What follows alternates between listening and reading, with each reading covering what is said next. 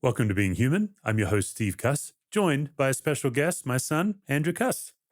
Yeah, hey, how's it going, guys? Yeah. Good to be on the First podcast. time on the show. Yeah, but it'll be fun. All right, so we're doing something fun today. Before we do, just for those of you who are newer to the show, Being Human is pretty simple. We help you improve your three core relationships: your relationship with yourself, with others, which is obviously a very general category, and your relationship with God.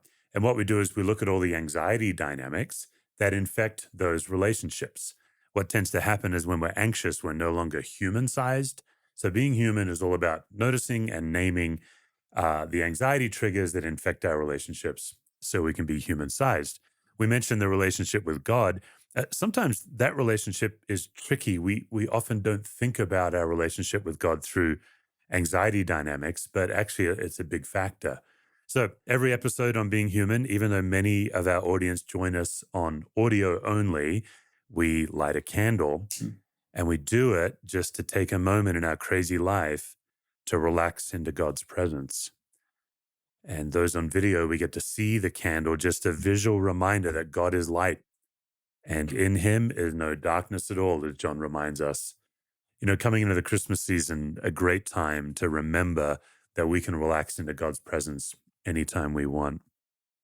Well, I've got my son Andrew with me for a couple of reasons. First of all, we're going to be covering the TV show The Office. Yeah. And you are the family specialist on The Office. Yes, maybe even too much so. I've probably seen The Office through 13 times, maybe. It's my relaxing show and what I do when I really have any free time. I was going to ask you how many times you've watched it. Yeah. Probably over a dozen all the way through. Yeah, probably. Yeah. How many seasons are in The Office? There's 9, and then ever since it moved off Netflix and went to Peacock, they introduced superfan episodes, so there's Right. extended clips. Of course, I had to go through and watch all those Watch a all few the ones times with the too. extended clips. Yeah. Yeah. So we're going to get into The Office today and Yeah. talk about it and the anxiety dynamics on that. But before we do, just tell us a bit about you, how old you are, what are you doing with your life? Yeah. So my name's Andrew. Steve's son. I'm 21. I'm a junior at Grand Canyon University studying biblical studies and hoping to go on and do some sort of nonprofit mission work is kind of the goal. I love doing worship and stuff like that. Anything with friends and free time. And You're um, very happy when you're in a different zip code. yes, yeah, I love moving around, traveling, and seeing what the Lord's doing around the world as well. Yeah. So yeah, last year you were in Guatemala. No, you were in Costa Rica yeah, and Puerto Rico. yeah, Costa Rica And and then Puerto next Rico. year? Next year, I'll be in Indonesia for a month, Mhm. just teaching some English and learning about what the Lord's doing in Papua, Indonesia. So, Right. yeah, Yeah. it'll be fun. Right. So Andrew's studying theology. He's doing global work, and he is also the Cuss family specialist on The Office. Yeah, So that's let's right. go. Just briefly, Andrew, for those who maybe have never seen The Office, maybe they've heard about it. How would you describe the show? Yeah, so I'd say it's an attempt at taking something ordinary, like a sales job or working at a company, and making it ridiculous. So the idea and the premise is that there are a bunch of employees that work at a paper company. I can't Yeah. really think of anything more ordinary Yeah. than a paper company. So already great plot and what to do there.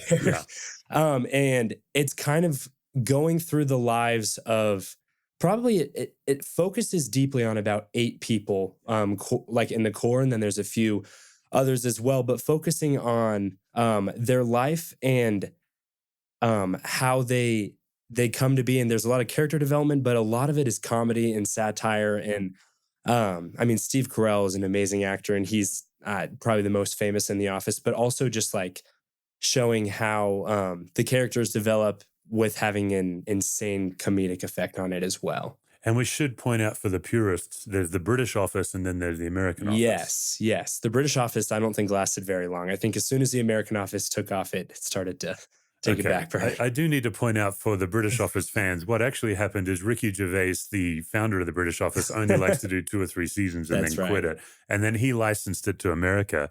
What's interesting, though, I think about the show is the first season of the American Office tried to replicate the British Yeah. Office and it didn't really work. Yeah, it tried to be, I'd say, probably about as crass as the British Office went, and then I think realized that the audience didn't care too much for that, so kind of took a little bit of a turn in what I would say is the right direction, I Well, and think. also they realized that Steve Carell, the main character, is inherently just a decent human being, Yeah, and it yeah. just didn't work for him to be so mean all the time. Yeah, it wasn't quite what they were going for there, I don't think. Good. Yeah. Okay, so people would describe The Office a few ways. One of the things they would say is it's the finest ensemble cast ever in the history of Yeah. television. Holy cow. Like everybody played the perfect role. Yeah, yeah.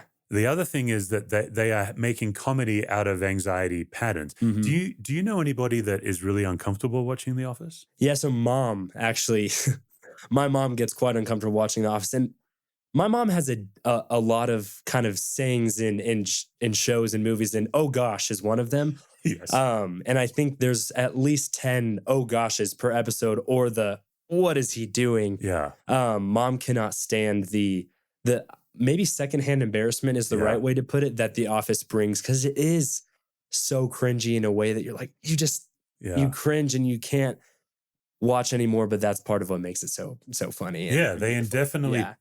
they intentionally take anxiety patterns, awkward moments, and turn Yeah. it into amazing comedy. Yeah. Yeah, exactly. Yeah. The other thing we should mention is as we analyze The Office, it is an absurd show. Oh, it's ridiculous. Yeah. Yeah. So it's like a fake documentary, Right. but it would never really happen in real life. Yeah, it feels a little far-fetched and yeah, they just go extreme, so I don't think it would. Yeah. Yeah. Okay. So before you introduce us to some key characters, Yeah. let's just say this. Once in a while on Being Human, we will pause our interviews and our tools and we'll just talk about a TV show or a movie, partly because it's fun. But actually, there is serious homework in this. If you're wanting to navigate anxiety patterns, sometimes the safest place to do it, rather than starting like with a friend group or with your family, is just to see it on the screen. Mhm. And if you can see it on the screen, then you can start to integrate it into your own life. That's what we're doing with The Yeah. Office.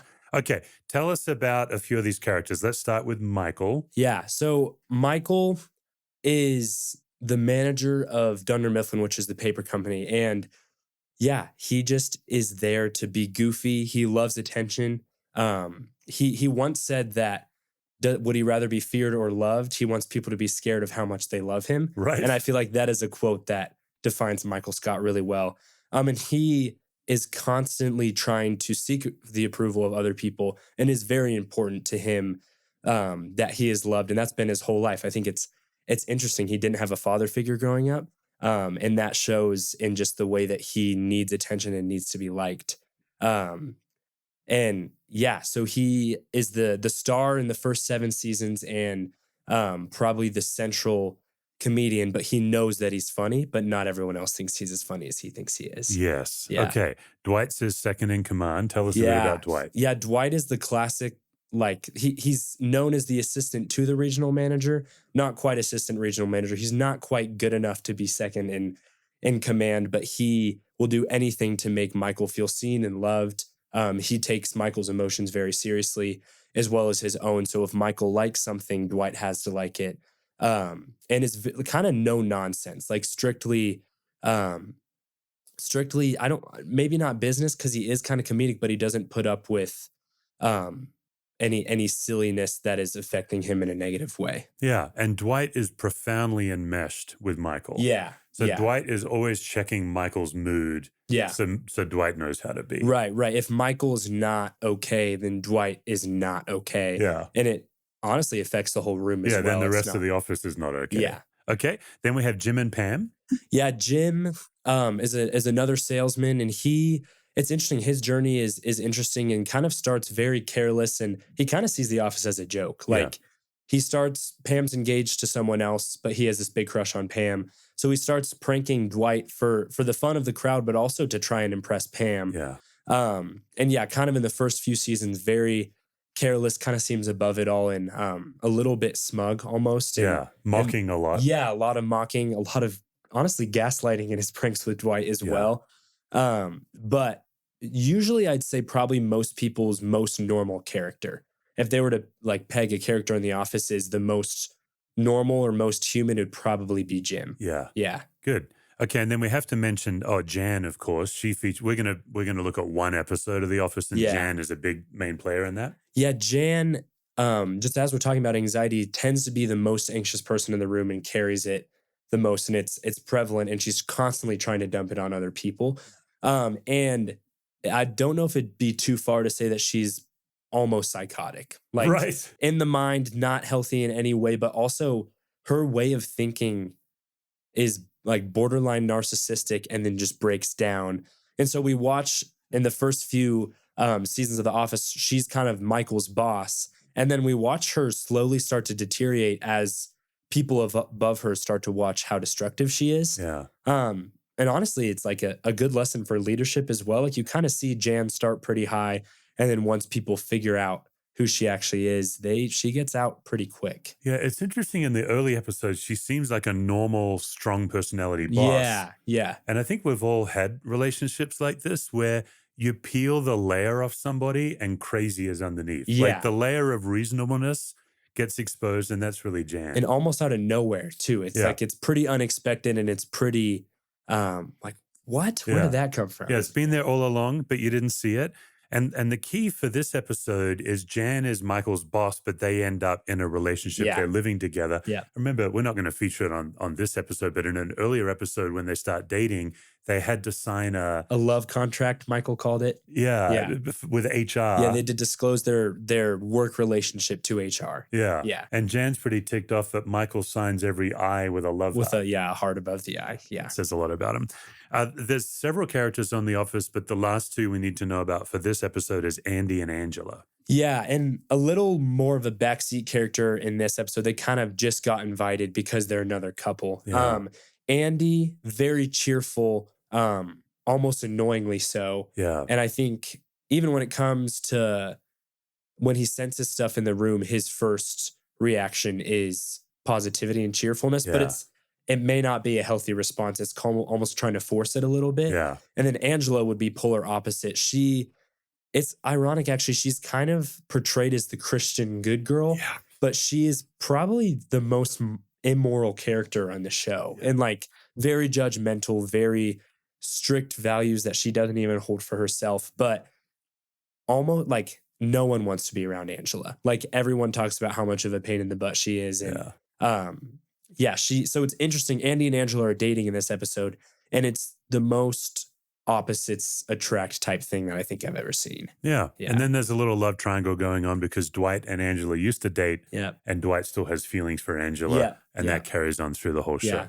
All right. We are going to highlight one episode of The Office, and Andrew and I were trying to decide which one, and we've landed on Dinner Party, season 4, episode 13, for those who want to follow along. Yeah. Just give us a general idea of what happened, what leading up to Dinner Party, what's going on there. Yeah. So it's kind of in the audience's eyes to be able to figure out that in the opening scene, Michael has assigned his workplace an evening of work. So Friday night, they have to work late. They are having trouble because no one wants to work late on a Friday night. And they're working. And then Michael goes up to Jim and asks if he has plans. And Jim goes, "No, of course not. You told us not to make plans. We're working." Yeah. And then Michael, it kind of shoots to Michael and he gives almost a little smirk, which kind of tells Michael made up this evening project just so he could get Jim and Pam free for the night. So as soon as he hears that, he goes into his office and he fakes a phone call to corporate, says, "We don't want to work. We're not doing this."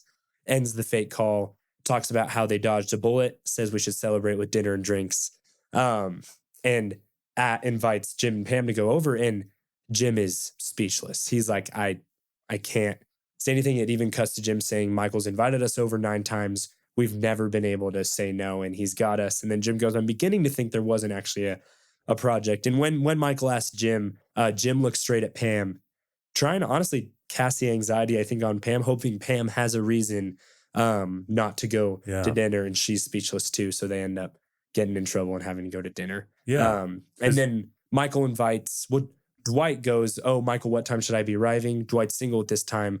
Michael says it's couples only, so he then has to invite Andy and Angela, who are the only other couple in the office. Right. Yeah. So it's a 3-couple dinner. Yeah. Michael, really for the whole show, only ever wants Jim and Pam's approval. Yeah. Even though he's their boss. Dwight only ever wants Michael's approval. Right.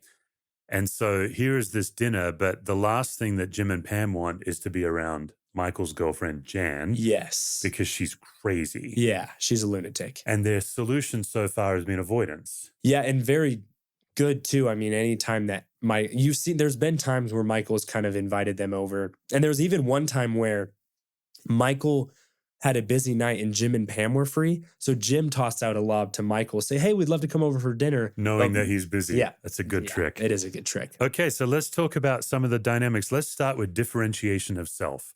I know this is kind of funny. We're taking The Office, it's absurd, and here we are with these anxiety patterns. Yeah. But differentiation is simply the ability to be yourself and be connected emotionally to another person Yeah.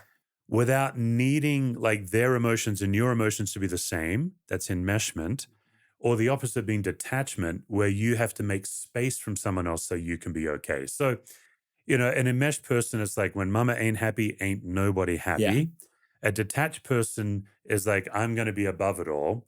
Let's see. Let's talk about Dwight. How would you rate? Well, first of all, Andrew, let's get personal. Yeah. I am more prone to enmeshment. Yeah. How would you go? I think I'm also more prone to enmeshment. I think, I think definitely not detachment, but I think I would lean towards making sure everyone's okay. And if everyone isn't okay, I am feeling that inside of me as well. Yeah, if a friend of yours is out of shape or not well, or what about if two friends of yours are not well with each other? Yeah, I feel that pretty heavily too. Then you want to step in and try to help. Yeah, Yeah. yeah. It quickly becomes my problem, even though it really I isn't. wonder where you got that from. Where Yeah. could you have gotten this enmeshment thing from? Yeah. Probably your mother. Yeah, no. Yeah, okay. All right. So Dwight is very much enmeshed. Mhm. Michael is enmeshed. Yeah. Yeah. So I like that you pointed out, it seems Michael's enmeshed to really the whole office, Yeah. but especially Jim and Pam. And I'll kind of go back. Jim and Pam are pretty ordinary people Yeah. in most of the time. And so I think when Michael reads, oh, they're the cool people in the office, I've got to be cool with them because Yeah. I have to be cool as well. And Dwight is always a step behind both of them. So Dwight is reading Michael, and if Michael is doing something, Dwight has to be doing it. There's even a scene where Michael sees Ryan get a beard. So Michael grows a beard, and then Dwight grows a beard right after Michael shaves his beard. Yeah. And then Dwight is now upset. He's just always a little bit off, but he needs to be okay, or he needs Michael to be okay. And Yeah. if Michael's not okay, he's not okay. I know there's an example when for the office lovers out there, Michael burns his foot on a George Foreman grill, Yes. and Because he likes to wake up to the smell of bacon every yes, he morning. does. Yeah, yeah. So he has a George Foreman grill in bed? No, so he sets it out and lays 6 strips of bacon, puts it in, goes back to sleep for an hour, and steps on it, and it clamps his foot. Okay.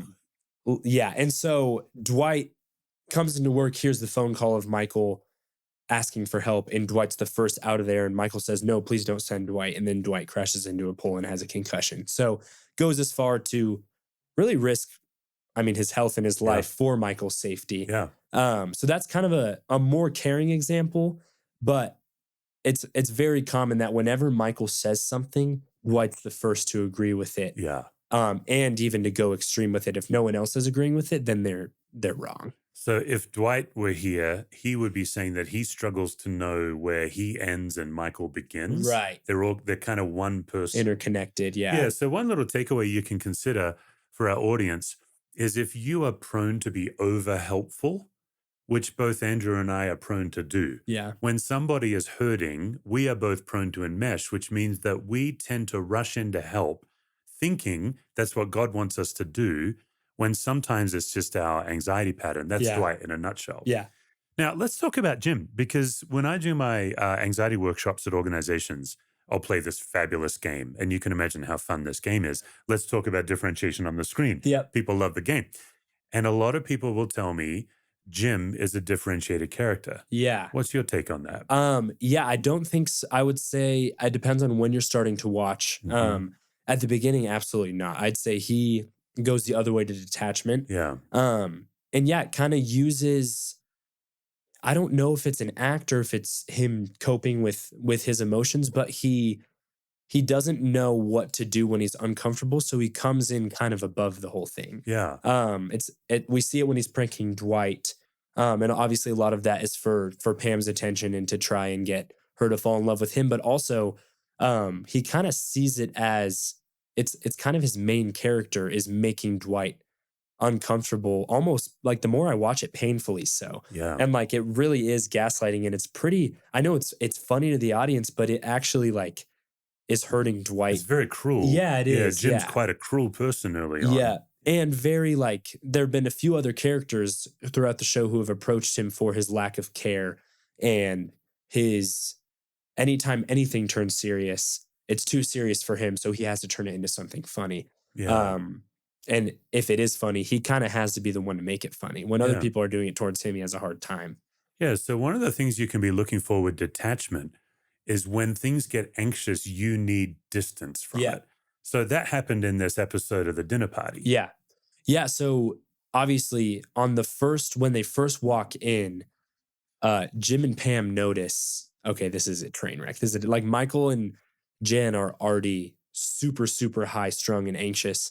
And it builds and builds and builds. And at some point, Jim tries to make a run He for it. can't handle it. He Yeah, he can't doesn't. stay. Yeah, he doesn't know what to do. He says, Jen and Michael are playing their own game of who can make the guests the most uncomfortable, and they're both winning, is Yeah. what he says. Yeah. And so he tries to make a run for it, and he fakes a phone call from his landlord saying that his apartment is flooded. And then says, "Hey Pam, like we got to go." Jim and Pam live together at this point, so that's not that far fetched.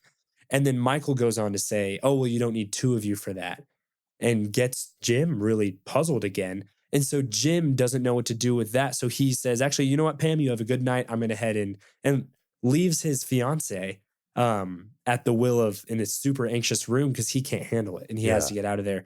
And then Pam then strikes back and says, "Oh well," kind of plays into Michael's cards of you can never get a new party and you can always get new things. Yes. And then Michael's like, "There it is. Now you got Good. to stay." Yeah. Yeah. So, a lot of people who struggle with detachment, what's interesting is when they're above it all, they think they're wiser than the rest of us. Yeah. What they don't realize is they don't have the emotional capacity to connect. Right. And that's really Jim. But then over the course of the whole series, he really does become a differentiated person, I think. Yeah, and especially, I mean, he starts to care about his job more. Jim in the office, it's funny. Dwight is the best salesman. He just old fashioned, good technique. But Jim is always the most creative, so he's always right behind Dwight in sales numbers. Yeah. And so as the show goes on, you really start to realize one, Jim does care about his job and he does care about other people. We see that as he becomes a dad to two children as well. Yeah. And whether it's for right or wrong, it kind of teaches him to differentiate. And yeah, so at the beginning of The Office, he's pretty kind of arrogant almost, Yeah. I'd put it that way.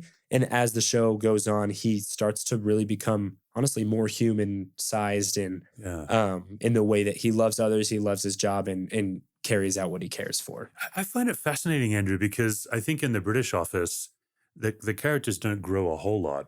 Right. But in the American office, it starts out absolutely absurd and inappropriate. Yeah. But then they do become quite endearing and Right. caring about each other. It's a slow journey, but it's Yeah. there. The plot carries for sure. It's one of those things that it is a comedy documentary, but the character development is real. And sometimes it is more of like a one step forward, three steps back type Right. thing. Yeah. But I would say that what they do well is by the end of the show, every character is the best version of themselves. And they wrap it up really well. Because it's interesting it's been out for what, 15 years. So I'm sorry, this is going to be a spoiler, but Michael leaves in the seventh season and it becomes less funny, but the plot, in my opinion, is better because it's still funny, but they're focusing less on the ridiculousnly of it. And they're like, well, we've developed these characters so much further. How much further can we get them? So I would say that by the last episode, they bring Michael back, and every character is the best version of themselves by the time Interesting. the show ends. Yeah, Well, that is certainly not the case at the dinner party. not at all. So, one of the things that you can notice in any room you walk into is the anxiety patterns. Yeah. There's almost always someone generating the anxiety, and then there's the rest of the people are carrying that anxiety. Yeah. So, if you picture like somebody has dumped a bucket of anxiety and now everyone around them's carrying it.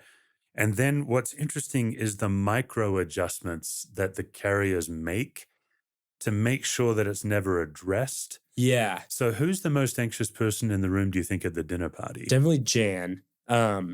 And I would even go as far to say she is always the most anxious person in the room. In Like any even, room. yeah, even when she is kind of in her more normal being, you Yeah. still see hints of, oh, she's not stable at all. Like she's Yeah. kind of putting on a face, holding it in.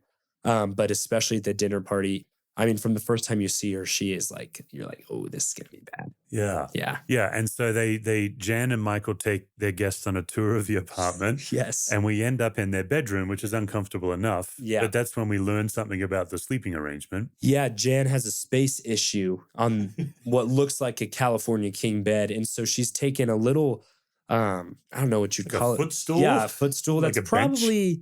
probably 3 feet long, Yeah. and I think Pam goes on to say, "Oh, like what's this doing here?" And Michael's like, "Oh, that's my bed." And Jim and Pam's first reaction is, "You've got to be kidding!" Like they're, "Oh, that was a funny joke, Michael." Yeah. And Jan reaffirms it. She's like, "Yeah, yeah, he just tucks in there every night and he fits perfectly." And Yeah. he's like has his like necks like squished here and his legs just in his stomach basically, and it's just there's no way that's comfortable Yeah, to it's sleep. actually very uncomfortable through the show when you start to realize, oh, Jan and Michael are functionally in an abusive Yeah, relationship, yeah, which is why the police get called at the end of the yeah, yeah, episode for a domestic violence call.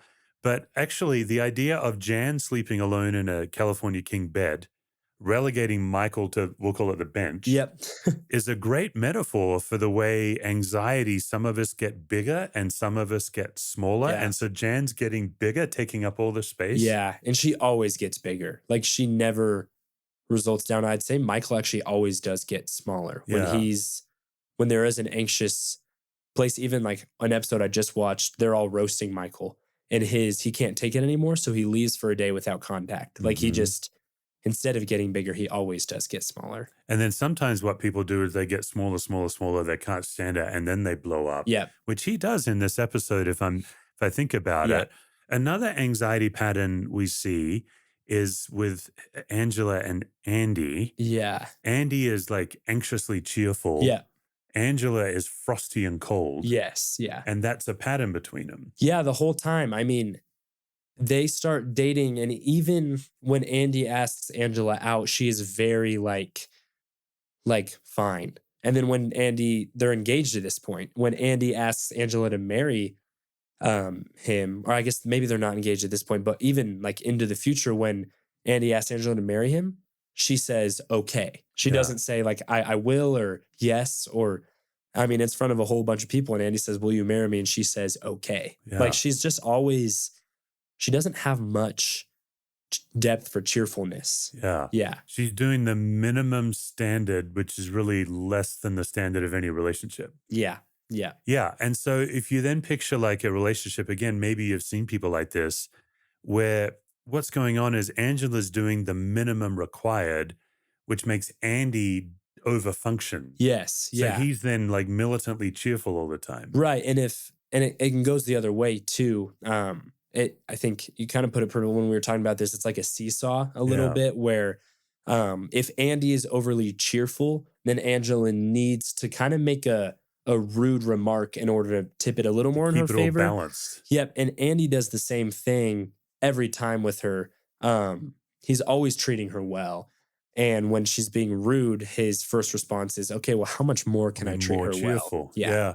There's a wonderful book called Friedman's Fables, and Ed Friedman, the author, has these fictional stories of anxiety patterns. And one of them is a husband really wants his wife to play tennis, Hmm. and she has no interest in Yeah. tennis at all. Okay. And so he thinks, well, it'll help if I buy her really nice tennis clothes. So he buys her these really nice Right. tennis clothes and she won't wear them. So he buys her a racket. She won't do anything. So he does drag her down to the court. And at the end of this fictional parable, the wife is down one end of the court with a limp racket, just Okay. standing there. Yeah. And the husband on his end has to lob the ball high enough to give him time to run around, Right. Plays grab her stuff. racket and Yeah. play it back. Okay. That's kind of Andy and Angela. Yeah. He is over functioning in just about every realm. Because Yeah. I mean, she shouldn't even be in this. Like, it, Yeah, she has no business being in a yeah, relationship. there's none. She has no interest in this. Yeah. So if people want to watch this episode, there's a scene right at the end where Andy does something nice for Angela, buys her an ice cream, and then playfully takes a bite out of hers, Yeah. which causes her to have to rebalance everything. Yeah. So she takes the cone, rolls down the window, and just dumps it like on the side of his Prius. His precious Prius. Yes, His yes. beloved Prius. Yeah. Yeah. Okay. All right. So one quote we noted from The Office, Yeah. Angela to Andy, I hated you so deeply for so long that it's difficult for me to find you tolerable, which I do.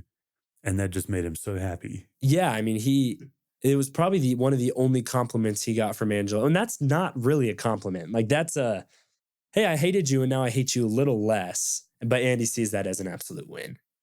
Have you ever seen a relationship where one person, whether it's a romantic relationship or just a friendship, one person's putting all the energy into it, Yeah.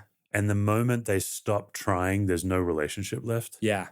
That's Yeah. kind of what these guys are. Yeah, absolutely. Yeah. And I think I mean, I've definitely experienced that like before and just growing up, like we've got a lot of stories, and I think it is a good thing to learn is like, I mean, friendship and relationship is a mutual desire to feed into that. Yeah. Yeah.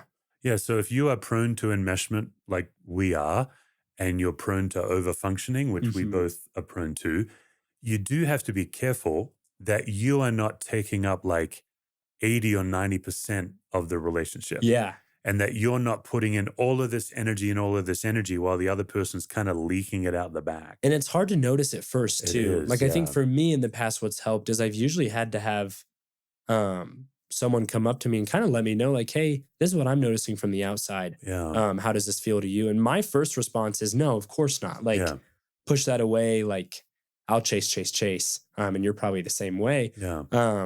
But yeah, it usually takes help from someone else to kind of figure that out. And I'm trying to think in the office, they break up at some point, but it's just really because Andy finds out that she's having an affair. So Yeah. there was never really, I think there were simple stabs of like, how can you bear this woman? But there's never like He's a quite happy to pay the price to have right. this relationship. Yeah. This is a big deal. You know, I know we covered it last week when we looked at The Devil Wears Prada, but this simple idea that anxiety forms predictable patterns, we all Mm. get caught up into them. I love what you just said, that usually you're the last one to notice when you're Yeah. in the pattern. But if you can learn to notice the pattern, get a little space from it. So let's just wrap up our podcast today by getting back to the dinner party itself, Yeah. because like Jan and Michael are being very chippy toward each other. Yeah. And then what are the rest of the guests doing to kind of, like not address it, so to speak? I mean, there's obvious, like to the audience, there's obvious conflict going on. Jen and Michael they're like, the way I can put it is they're constantly trying to one up each other. Yeah. One's got to be better, one's got to be the dominant one. And their response is just uncomfortability, really. Yeah. Like you almost feel that you're in the room with them and like, Yeah. oh, like Yeah. what I like even putting myself in Jim or Pam's shoes, because Jan is also attacking Pam the whole night. I would say if there's one person Jan is dumping the most of her anxiety on, it's probably Pam. Yeah. Who's Um, probably the most differentiated person in the room, I think. yeah, probably. Yeah. Yeah. And I think I think even Pam's response, she takes it well. She's like, honestly, I don't really care what Jan thinks of me. She just wants to eat. Like she's just hungry. Yeah. But yeah, I think the response is uncomfortable. Like what do you do when there's no right thing, because it's out of place to be like, hey, you guys shouldn't be talking to each other like that. And Pam even tries. I mean, Michael makes Jan cry and Pam's like, Michael, you should say something. Yeah, say something and And help it's her out. just, yeah. And so I think their response, they don't know what to do. Yeah. It's just an awkward, uncomfortable situation. Yeah. So this is how we're going to wrap up our podcast episode, because it's fascinating to me that when you're in a situation and someone is obviously dumping the anxiety, Mm-hmm. because we don't know how to address it, we end up carrying it with all these weird micro solutions, like Yeah. looking down Mm-hmm. or looking at each other. Avoiding eye if somebody's contact, crazy. Yeah. too. Like we kind of look at each other like, this is crazy. Mm-hmm. Why doesn't somebody just say to Jan, this is not okay what you're doing? Yeah. I mean, I think she'd explode. I think then honestly, it would be an okay response, because I think it puts the anxiety back where it belongs on her. But I don't know how she would, like, getting called out in that realm is pretty difficult. Yeah, Like, it's very hard to do in the moment, especially Yeah. when you're the guest. yeah, and in your own house too. the host is the most anxious person. Right. But it's a fascinating experiment to say to Jan, we don't do that with each other. We don't Right. treat each other that way, or whatever it is. This isn't what friendship looks like. And then she blows up as expected. Yeah. And then what's after that? Yeah, she throws a trophy into Michael's 15-inch plasma screen TV that he's so proud of. Yeah. And then I mean that's her overflowing and exploding to the max. And then Yeah. Michael explodes, yells at Jan. The cops get called. There's yelling, and then the police come in. Basically, they're like, "What happened?" Michael says that Jan threw a trophy at his TV, and they ask if he wants to press charges, and he goes, "No, I'll take the fall," which is very Very Michael too. He's Michael. such a caring guy, and Yeah. his heart is in the right place, but it Yeah. never is delivered well. Yeah. Um, He just wants people to like him. Yep, and that's the end of their relationship. From that point on, there's no breakup conversation. There's nothing. But then we see back to Dwight's um uh um not detachment, but Enmeshment. enmeshment. Yeah, Hmm. back to that. Dwight is the first that says, "Michael, I'll take you home. I'll take care of you." And then the next episode, we actually see Michael stayed at Dwight's farm for 6 weeks. Yeah. Because Dwight, if Michael's not okay, Dwight's not Dwight okay. has to And rescue him and take yeah, care of him. yeah, Yeah. yeah, All right, folks. So that's The Office. An absurd show, a delightful comedy, very crass at times. yeah. But yeah, you can watch it and you can pick really any episode and notice differentiation, It's notice, everywhere. Yeah. anxiety patterns. Any last word? Yeah. No, I don't think so. I mean, it's all over. Anxiety is just a big thing in the office, and it'd be fun if we could do another episode sometime else. But it's just everywhere. There's Yeah. so much in it. Obviously, there's kind of I'd say 8 core characters that shuffle through, but it's every character you can kind of analyze with this lens, and it's pretty applicable to. I know it's goofy and it's comedic, but it's pretty applicable to how Yeah. we live it out in our lives as well. Yeah. Yeah. All right, folks. Thanks for joining us on Being Human. We'll look forward to catching up next time.